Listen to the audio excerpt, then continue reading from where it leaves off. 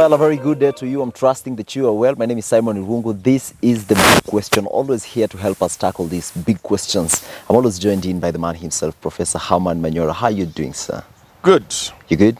Oh. God has kept you well, alive and kicking? God, and we thank him all the time. All right. Now, Prof, the conversation going round is between Rigathi and Mudavadi, Prof. Things don't seem to be right between these two politicians. And just to kick the video off, let's play this clip of Mudavadi calling out on Rigathi Gachagua. We must put behind us the blame game, because if we engage in the blame game, sooner or later, the currency of blame game will end. And it might end faster than we imagine. So we must now move away from the blame game to service delivery and support for the people of Kenya from wherever we sit. Now, according to the video, most of the people from every comment section, from wherever the video has been posted, people are saying that this is Mudavadi going after Rigathi Gachagua. But, and I quote, but he has not mentioned him. He has not mentioned him. But we know in politics, Prof, we know when someone says something, people just connect the dots and we know that he's just talking about this person. And let me quote Mudavadi and say, tukiendelea na blame game, hatutasaidiana sana, Prof. What do you think the dispute between the two is? You know, Mudavadi could be genuine. You know, Mudavadi is a gentleman. Okay. And many times he speaks as a gentleman. And I think I always believe what he says comes from him. It may lack strategy, or it may not be tactful, but Mudavadi is a serious gentleman who is an honest gentleman. So I think it could just be that. That look here, gentlemen, we have been given power. There's no time to look back and blame Raila and Uhuru. Let's do the job. That can be Mudavadi. Without malice, without focusing on anybody, just him. And it will be completely Mudavadi. Okay. A gentleman who just speaks what he believes is right and ought to be said. Okay. Yeah. Now, during one of your episodes on Let's Talk Love Kenya, Prof, you've always mentioned that when there is a family dispute between a husband and a wife, it's better if they settle the issue inside instead of going out and, announcing the problem that you're having as a family. Don't you think Mudavadi overdid this issue, calling out Rigathi on a public meeting? You know, Mudavadi is aware that that's what Kenyans are saying. They are saying these people are wasting time.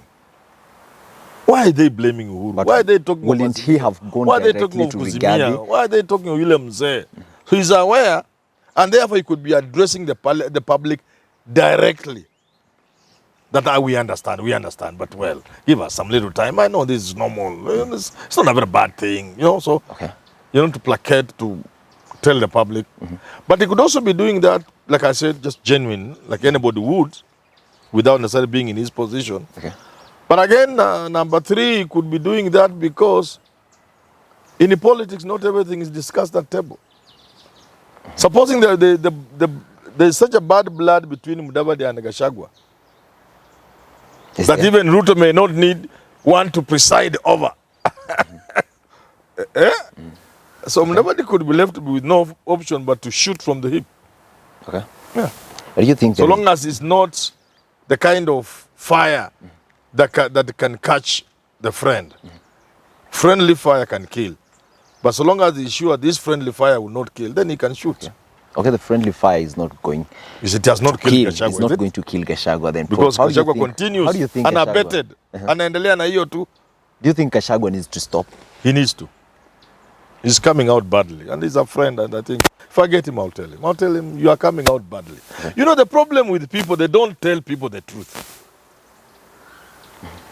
Me, I say things, I meet people, they tell me, Manyora, you are a bad man. Why did you say that about me? But I tell him, has anybody else said that to you? No. They are lying to you. They don't love you. Okay. Either they fear you, or they will not mind you going down. Okay. Even people like Raila, I tell them things. Contrary to what people think that I tell them things. He may also wish to know even Raila. Not everybody around him means well for him. There are even those close to him who are angling for his position. Yeah. So he needs to listen to somebody like Manyora. If I say this move is a wrong move, I don't say it because I hate him. I said because that is the best thing for him to know and to hear. So it may be possible in that respect. Now we've seen in politics bad blood between two people, two individuals, starting from mere things, small issues. Yes. If this is going to go on, maybe escalate to a higher level, Prof, who do you think is going to be on the losing side? You know, it is not tactful. Mudavadi could wish to show Kenyan is not the kind of person people think he is. He's not a softie. After all, he was a what this game where people push, what do you call it? Which He was a mean machine. Oh, the main machine. Rugby. This man you see soft. He's a tough guy. He was called Phantom. Don't play with him. Maybe he may be reclaiming his youthful glory. And he wants to show people he's not what people have thought. He can hit. And he can begin early by punching at the Gachagua. And if that can land him the number 2 slot in 2027, so be it. But if it doesn't... What do you mean by 2027, the number 2 slot? Do you think maybe it is Ruto possible Ruto can take Mudavadi for running mate instead of Gachagua? Is it possible? Even in 2017, there was talk that Ruto was going to be replaced as a running mate. It was on the cards. Okay. Yeah, these things happen in politics. There is no permanent friend in politics. The fact that you are my running mate this year doesn't mean you automatically be my running mate. Mudavadi could be Ruto's running mate. Mudavadi could also be creating a situation which is too difficult for Ruto to handle, and therefore he walks out. It is Rigathi just going to sit. Yeah, he walks and says, now we have tried to show you this Rigathi man cannot be part of this team, you are not getting it, stay with him. And then he walks out. You know, you look for an exit. In fact, if I had been with Mudavadi strategically in 2008, when Raila accepted a raw deal from Kibaki, that was the time for Mudavadi to walk out. He would have made a big name because so many people were annoyed. So you look for an entry point, an exit point in politics. So he could start this thing mdogo mdogo, then it gets to a point where it has to be resolved. Okay. Where Ruto now finds the excuse to take Mudavadi. Or Mudavadi finds the excuse to take on Ruto. It's politics. You mean? Because Mudavadi is 60 or so years old. Between Gachagua and Ruto, 20 years. So will Mudavadi be president at 82? Excuse me? But you just said we might be shocked to see Raila in the ballot paper and saying that the word is shocked. You have said shocked, yeah. Whereas a 93-year-old person has done wonders in Malaysia, we have to accept that age has its own limitation, as we can see with Joe Biden today. Now, politically speaking, okay, I was saying, according to what is written there, Rigathi Gachagua comes in at second in command. Yes. But we saw in 2007, politically, Raila Odinga being the prime minister was actually second in command. Now, is this going to, should William Ruto sit these two people, maybe perhaps draw a line, tell them, you come next after me? Or is this going to bring an issue? You know, this is a very difficult thing. Uhuru introduced something that was revolutionary, earth-shaking, especially coming from our president, sitting president. He said, we can introduce the narrative of two tribes, Kikuyu, Kalenjin, Kikuyu, Kalenjin. I see you have a new member in the family. Yes. Incidentally, it was during the funeral of the late Mudavadi's mother, the late Hannah, God rest her soul. When Uhuru said this, so this thing, Kenyans are trying to cut around it. But it's a serious thing. At some point, we'll have to come face to face with that issue of Kikuyu Kalenjin, Kikuyu Kalenjin. Okay.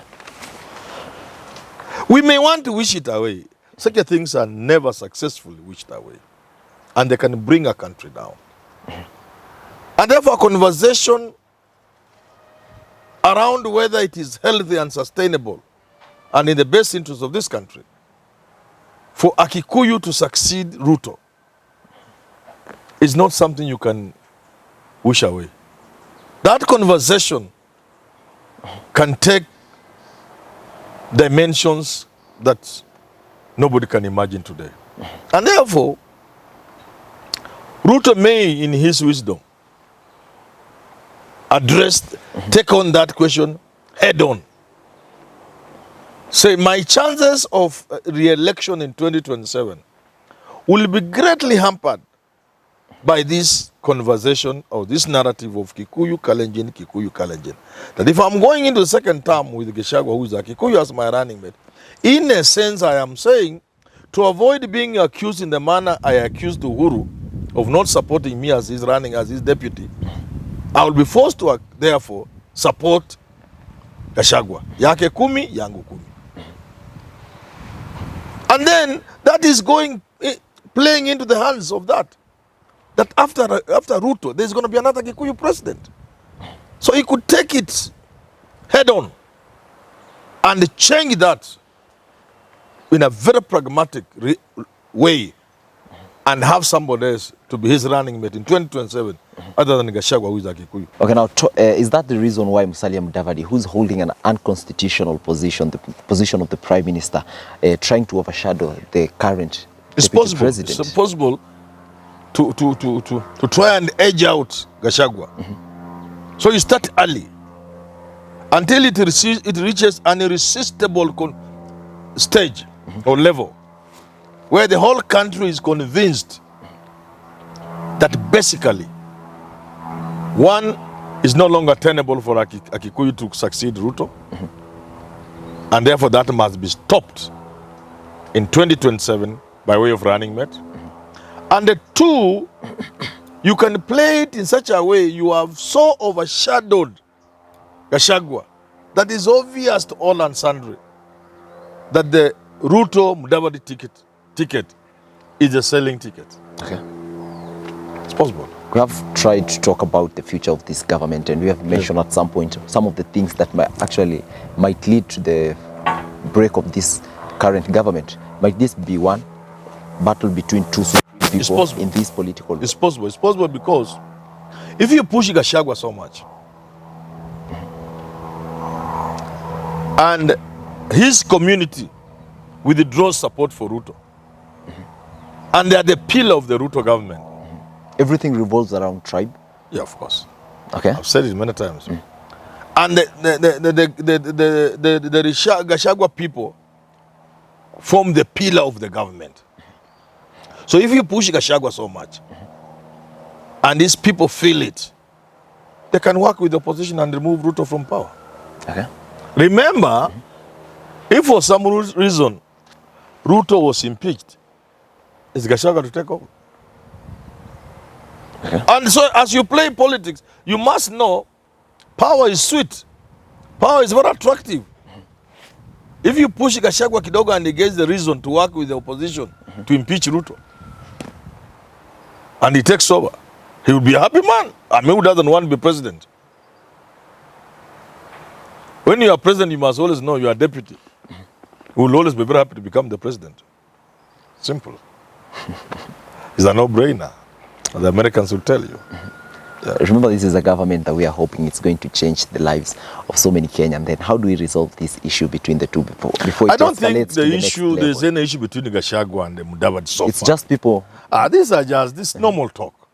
And whenever you have children, sibling, rival, it's small little things. They are normal in the home, in business, at school, in politics. They are normal. In fact, I would be surprised if everybody was singing, all of them singing hymns together. That would be abnormal. That Ruto is there singing, Gachagua is singing, Mudavadi is singing, everyone is singing. That would be abnormal. Same tune. I even expect there to be some rival between Wetangula and Mudavadi in Western. That's healthy. That's what is normal.